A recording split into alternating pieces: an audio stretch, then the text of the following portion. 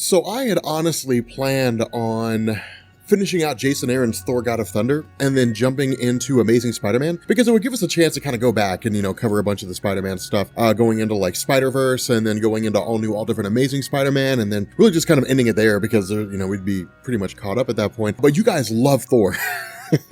You guys are going absolutely nuts over Thor stuff, which gives me a lot of hope for when we do all the Thor videos when Ragnarok comes around. I figured that'd be the best time to start jumping in, like actually seriously jumping into Thor and doing a whole lot more than Jason Aaron's run. But after covering, really the God Bomb storyline, what I wanted to do is cover this one shot. And because this is really like a one shot that comes after a story of that magnitude, because Jason Aaron had spent so much time with God Butcher and God Bomb, basically painting this idea that Gorr had believed that all gods were basically corrupted, they were evil, they didn't care about the small guy. He painted this huge elaborate picture that what he does is he comes back and basically paints this image with regards to the whole, Thor mythos that Odin's son is very much a god that cares about the small guy, is very much a god that cares about the little people, and does so in spectacular fashion. And that's really what the story focuses on. But this is also a prelude to Jane Foster picking up the hammer of Thor for the first time. So it's actually a really cool moment. And this will be the story that actually bridges the gap. Now, there will be a few more things that we'll cover before we actually cover, because it's really only 2 videos that it takes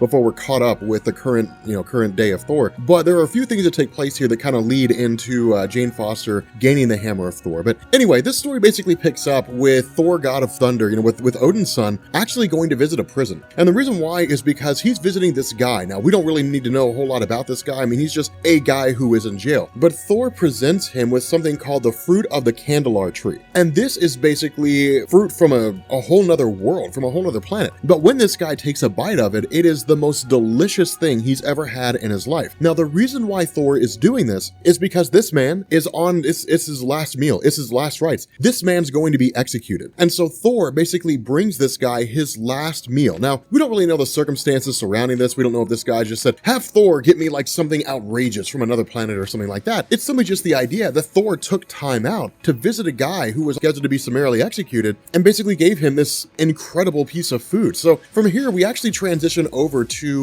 to really 3 different locations. The first is kind of like this rural town, presumably in Rio de Janeiro, if those are the favelas that look like they're designed in the background, and then of course some nuns and the Dalai Lama. With regards to Rio de Janeiro, this is known, really Brazil, this area is known to be one of the most impoverished places that are out there. And Thor actually presents a lot of the children with some pretty exotic foods, with some beasts that he's basically killed and that he's cooking. The cool thing here is that they're all basically having a barbecue with Thor. Now let me tell you something, man. I bet a barbecue with Thor is amazing. Like Thor, what are you gonna bring for the barbecue? I will bring potato salad. Like, it'll be the best potato salad. Like my mother's potato salad from Asgard is unbelievable. Like, it would be it'd be amazing food. It'd be an amazing barbecue. But notice this. I mean, this is small stuff. He's barbecuing with some kids in a very impoverished part of the world. He goes to see some nuns. He delivers to them something called the seeds of the quasar orchid, which come from an extinct tree. That hasn't existed for 3 million years. But the idea is that they can regrow them. They can basically kind of bring beauty back, or at least restore some measure of beauty that has long been extinct. One of the nuns even almost forgets her vows. She literally wants to get with Thor. Thor visits the Dalai Lama, this spiritual leader of the world, one of the most recognized individuals, kind of being a place of peace and so on. These are all great moments that Thor has.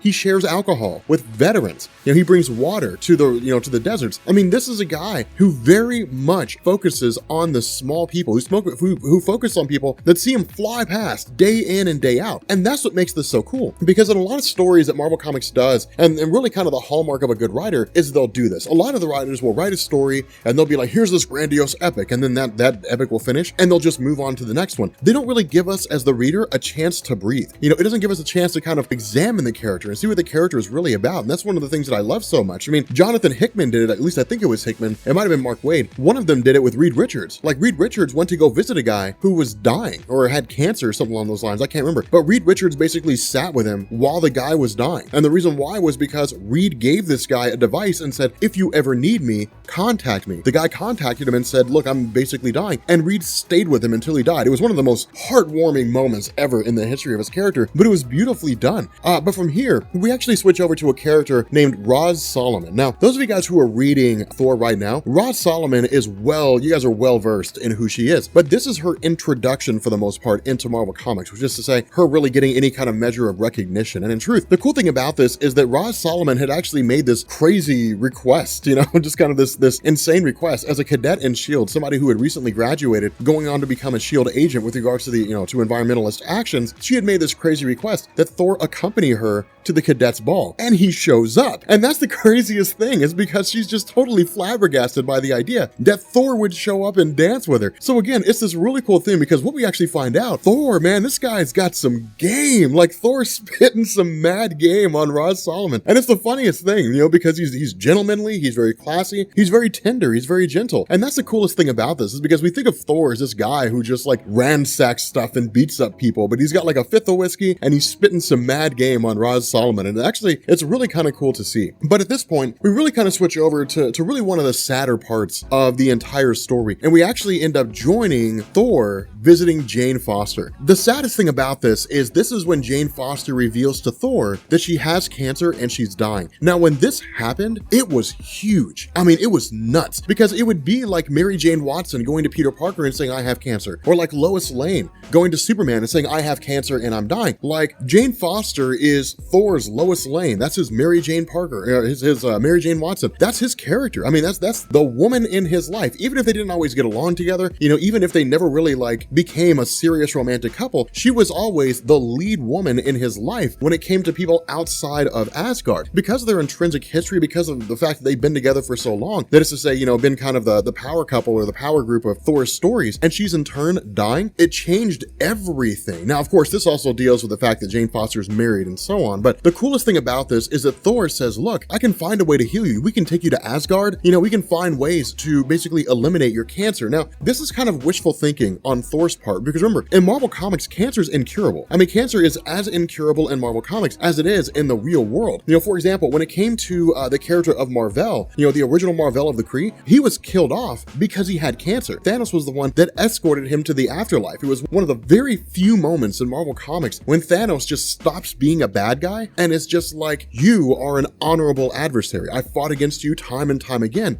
This passing will be something that I will help you with. I will help accompany you to the realm of Mistress Death. Beautifully written story. This is absolutely one of the best stories that I've ever seen. It was just an incredible story. It's right up there with like Silver Surfer Requiem in terms of all the feels that you get when you're reading it. But it's incredibly well done. But this is much the same way. Thor offers things like, hey, we can cure you. And it's possible that's an available avenue for Jane Foster to take. But ultimately, she doesn't. Ultimately, she doesn't take that road. Instead, she simply says, no, this is something that people all over the world struggle with. This is something that people have seen everywhere. I will deal with it the best way that I can. Now, this is Jason Aaron doing a couple things. It's Jason Aaron basically saying, hey, look, we're setting the stage for Jane Foster to become Thor.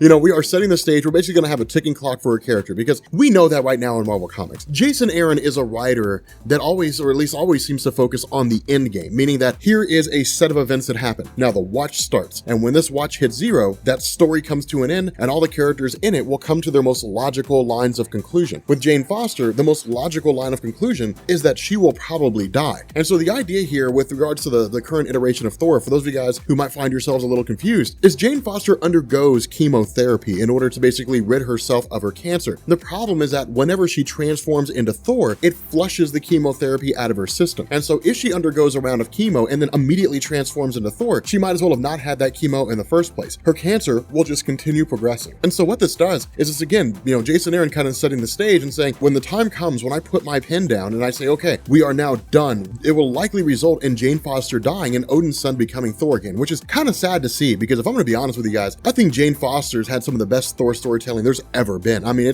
she's probably one of the most interesting iterations of Thor that I've ever seen in comics, and I think it'll be a sad day when she's not Thor anymore. But the fact remains here that ultimately, where Jane Foster just says no, Thor honors her wishes. He honors her desire to say, okay, look, I will go ahead and stay hands off. But you have to keep in mind, this is crushing for Thor. Thor never really comes across an adversary that he can't beat. He'll fight until the bitter end. Even if it means his own death, he'll keep fighting and fighting and fighting until he wins. Sometimes that adversary is physical. It's Galactus, it's Ego the Living Planet, it's Gorr the God Butcher. Other times it's metaphorical. It's an illness that someone has. But to be told, no, you cannot fight this battle, is denying Thor his own nature. And what it does is it leaves him in a state of feeling absolutely helpless. And that's the craziest thing about this, is because Jane Foster just takes away the one thing that he wants to do. And so the offer that's made is, look, if I cannot help rid you of your cancer, then allow me to do something to make your day a little bit better. Allow me to do something to show you how much I care as a friend. And so what they do is they go to the blue area of the moon. Now, for those of you guys who don't know, the blue area of the moon in Marvel Comics is an area that doesn't exist in the real world, but it's an area of the moon that has oxygen, meaning that's the reason why if you read stories where they talk about we were at the blue area of the moon, or you see a battle on the moon and nobody has any suits on, it's because it's the one area of the moon where they can continue breathing. And a lot of people occupy this space, or they have over the course of Marvel's comics. The Watcher, for example, has been around this area. The Inhumans have taken up residence in this area. When X-Factor, the Inhumans, and the X-Men joined forces and fought Apocalypse, they fought on the blue area of the moon. And so, the blue area has been used quite a few times in Marvel Comics, and it's always kind of cool to see. But what happens, the reason why they're here is because they're basically watching the sunrise over Earth. And so it's really the only great gift that Thor can give to Jane Foster, as it stands right now. Now, of course, we'll see her play a more prominent role in the realm of the Thor landscape, especially when it comes to the Congress of Worlds or the Congress of Realms and what have you. And it's really kind of a cool thing to see. But in any event, I thought I'd go ahead and bring this to you guys because it's short, it's a really quick story, but it's really cool. I mean, it's just a one-shot, it's one comic book, but it's really, really interesting because it focuses on the fact that Thor is not the god that Gorr hated so much. He's not a god that ignores people. He's not the god that doesn't care. He's a god that focuses very much on the small guys. It's just, presumably it happens off panel. We just don't really see it that often. But with that being said, guys, if you are new here to Comics Explained, make sure you guys hit the sub button to become part of the Rob Corps. If you guys enjoyed this video, make sure you drop a like, and yeah, I will catch you all later. Peace.